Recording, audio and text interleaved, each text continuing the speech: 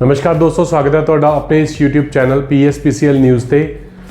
ਦੋਸਤੋ ਅੱਜ ਮਿਤੀ 1 ਫਰਵਰੀ 2023 ਨੂੰ union finance minister Shrimati Nirmala Sitharaman ਵੱਲੋਂ ਬਜਟ ਪੇਸ਼ ਕੀਤਾ ਗਿਆ ਹੈ। ਇਹ ਬਜਟ ਵਿੱਤੀ ਸਾਲ 2023-24 ਲਈ ਪੇਸ਼ ਕੀਤਾ ਗਿਆ ਹੈ। ਇਸ ਦੇ ਵਿੱਚ ਉਹਨਾਂ ਵੱਲੋਂ ਹਰ ਤਰ੍ਹਾਂ ਦੇ ਟੈਕਸਿਸ, ਡਿਊਟੀਜ਼, ਸਰਚਾਰਜਿਸ ਦੇ ਰੇਟਸ ਦੇ ਬਾਰੇ ਵਿਸਥਾਰ ਦੇ ਵਿੱਚ ਚਰਚਾ ਕੀਤੀ ਗਈ ਹੈ। ਇਸ ਵੀਡੀਓ ਦੇ ਰਾਹੀਂ ਅਸੀਂ ਉਹਨਾਂ ਬਾਰੇ ਹੀ ਗੱਲ ਕਰਾਂਗੇ।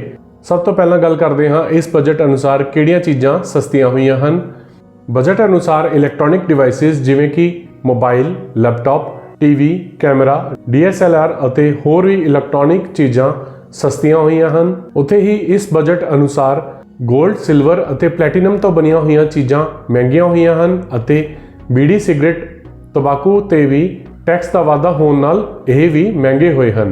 इस तो बाद आपां गल करते हाँ इस बजट अनुसार सैलरीड परसन जो कि महीनावार तनख्वाह ते अपने घर का गुजारा करता है उस लिए की किया गया है। वित्त मंत्री वालों यह दावा किया गया है कि एक आम व्यक्ति जिस दी सालाना इनकम 7 लाख रुपए तो घट है उसनू पूर्ण तौर पर बजट विच छोड़ दी गई है। यानी 7 लाख तक की इनकम वाले किसी व्यक्ति नू इंडिविजुअल परसन नू टैक्स देने की कोई लोड़ नहीं होगी। हालांकि इसनू समझण दे लई इसनू होर डिटेल दे विच जानना होएगा।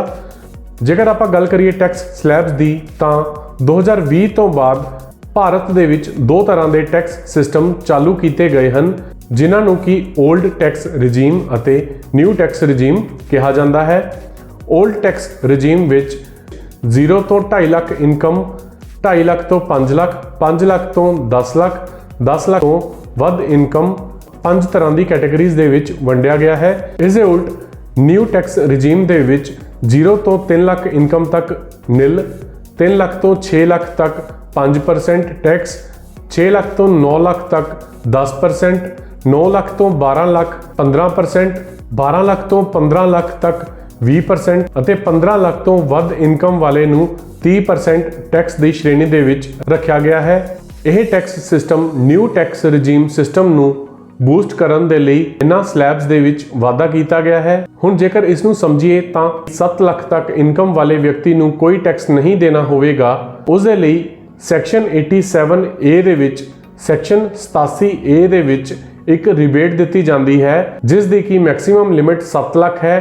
यानी 7 लाख तक जेकर किसी व्यक्ति की आमदन है तो उसनू सैक्शन 87A दे विच छोड़ देने तो बाद उसनू कोई भी टैक्स अदा करने की कोई लोड़ नहीं होगी। हालांकि न्यू टैक्स रिजीम सिस्टम दे विच किसी तरह की एग्जैम्पशन जिमें कि 80C, 80E, 80D, 80U etcetera जिस दे विच life insurance, medical policy, housing loan आदि किसी तरह की कोई एग्जैम्पशन मिलन योग नहीं होगी जो कि old tax regime system select करन ते यह एग्जैम्पशनस क्लेम कीतियां जा सकदियां हन। उत्थे ही जेकर आपां गल करिए स्टैंडर्ड डिडक्शनस दी तां स्टैंडर्ड डिडक्शन नूं न्यू टैक्स रिजीम सिस्टम दे विच इस बजट अनुसार पेश किया गया है जो कि पहला न्यू टैक्स रिजीम सिस्टम दे विच शामिल नहीं सी। स्टैंडर्ड डिडक्शन जिथे ओल्ड टैक्स रिजीम सिस्टम दे विच 50,000 रुपए दी है उसनूं न्यू टैक्स रिजीम सिस्टम दे विच 52,500 रुपए किया गया है। इस तो इलावा सीनियर सिटीजन सेविंग स्कीम्स की मैक्सिमम लिमिट नूं 15 लाख तो वधा के 30 लाख किया गया है और इन्हां सेविंग्स ते मिलन वाले ब्याज की दर नूं भी 7.5% किया गया है।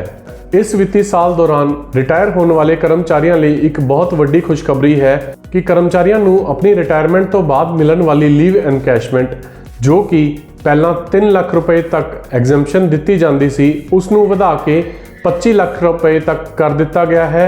यानी जेकर किसी कर्मचारी नूं रिटायर होने ते लीव एनकैशमेंट 25 लाख रुपए तक किसी भी राशि तक की लीव एनकैशमेंट मिलती है तो उसनूं किसी तरह का कोई टैक्स देने की लोड़ नहीं होगी।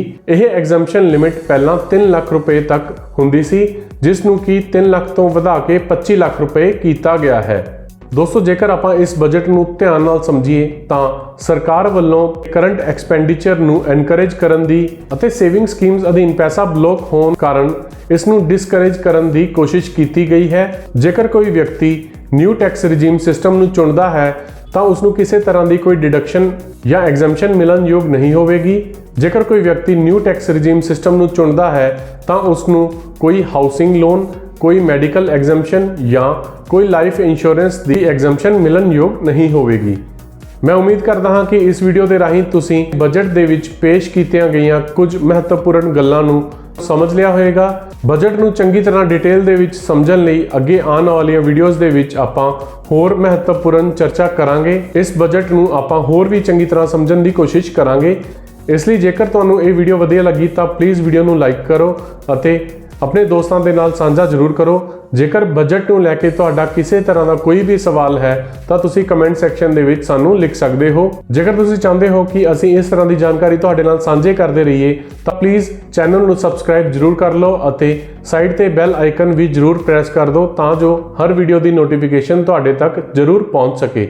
ਧੰਨਵਾਦ।